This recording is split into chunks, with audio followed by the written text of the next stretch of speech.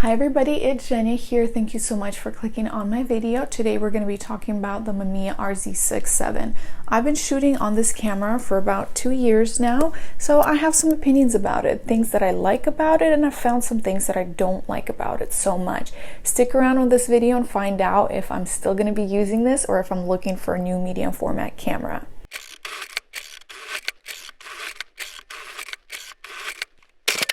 As a disclaimer, things that I find positive about this camera you may not like, and things that I think are negatives it might not matter to you, or you might actually think that they're positives.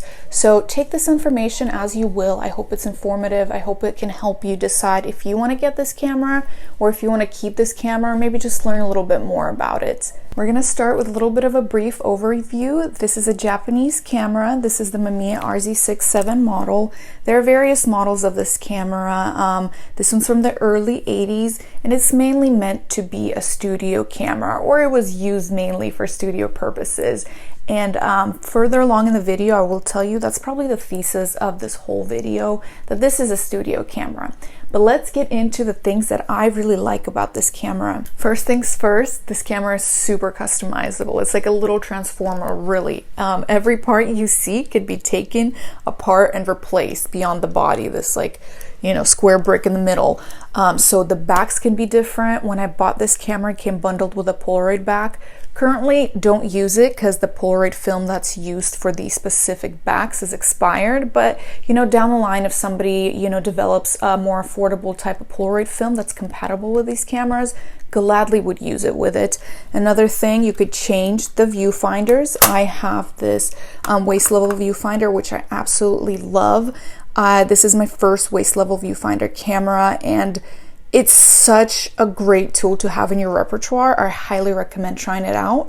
The angles that it creates for portraits are really, really, really interesting. And if you've never tried it, I highly recommend it. Little caveat, there is a little learning curve, but it is super fun. After a few tries, you really get a hang of it.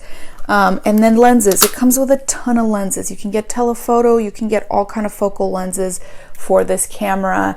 And you can keep customizing it to your needs, which I think is really, really, really cool. Another thing I really like about this camera is that it syncs with my flashes really easily. Prior to this, I was shooting with a Canon digital system, and I have a bunch of different Canon accessories. I have a Canon flash, I have pocket wizards, and it syncs with this camera beautifully. No hiccups, nothing. It is wonderful for studio work. I also hear it syncs just with flashes relatively easy, period, which I think is super, super, super useful. Great for studio work if you want to rent lights, things like that. Really awesome. Next part that I really love about this camera, it's easy. It is extremely high quality. The pictures you get from these are absolutely beautiful. This is my first medium format camera actually, and I'm so glad that it is. It's just, I've never seen such quality in a picture before. If you're thinking about buying a medium format camera, let this be your sign. Go ahead and do it. May not be this camera, but another camera. The quality is uncomparable. It is really, really great. Now we're going to get into the things that I don't love about this camera, things that I would change, or things that I have to adjust and buy more accessories to customize it to what I want. So let's go back a little bit. So the fact that it's customizable, it's great, but you may have to build it to what you want, and that could be really costly. So first things first, it does not come with a Lightmeter. At least this waist level viewfinder doesn't. You can get an eye level viewfinder, and it has a metering system in there. But hey, that's another thing that I need to get. If I'm planning to use this camera all the time, yes, I'd love to get that. But I wish there was some sort of system that was already metered inside the camera, so I didn't have to worry about that. So what that means is that you need to get an additional piece of equipment, a Lightmeter, right? I have one, and if you shoot film, this thing is great, period. It's a great thing to have in your arsenal. But for some people, you may not want to invest, the extra $300 whatever dollars. And it's hard, I know people use like mobile metering apps, and some people can meter from the Sunny 16, or they have so much experience that they are just confident with metering. They got some genius system mathing out stuff in their head. That is not me, might be not you either. So something to consider, that this camera body does not have a metering system. Next negative about this camera is that the stock lenses that it comes with do not autofocus.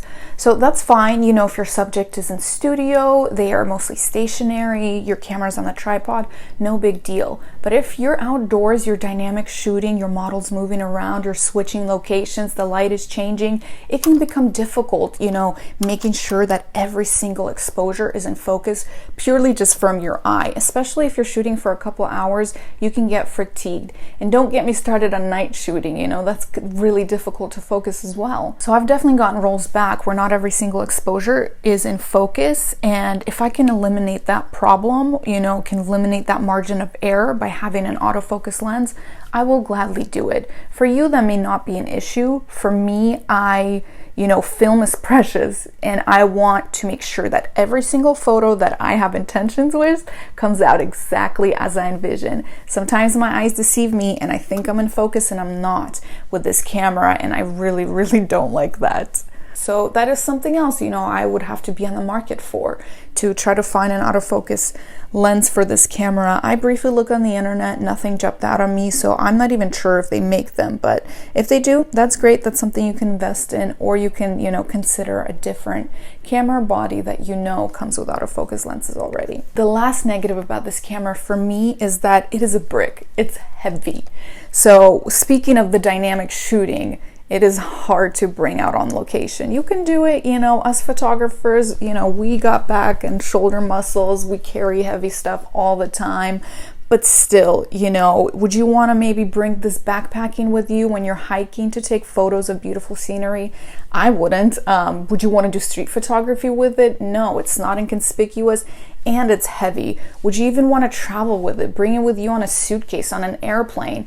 Personally, I wouldn't. It's just too heavy for me. I need something lighter, you know, if I'm being a tourist or if I'm exploring, I need a lighter camera with me. I do think that this has a specific purpose, and that purpose is for studio shooting. It fits on the tripod, you're focusing, you know, in the same plane, same depth of field, no need to change stuff too much.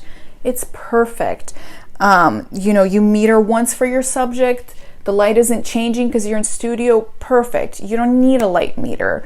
But if you're thinking of dynamic shooting, you know, outdoors, God knows where, doing what, things are changing, light changing, you know, might not be the best camera for that. So I personally don't see myself using this camera anymore for outdoor dynamic shooting, and I am on the market for a different camera. Something that I can tote around with me, a little bit lighter, something that comes with autofocus lenses. Potentially would be nice if it had you know, a light meter inside in case I forget my portable light meter, or, you know, just as an insurance policy, let's say the sun is setting and I could briefly look, like, does that look right? Does that look wrong, without metering every single situation? It's just nice to have, not necessary.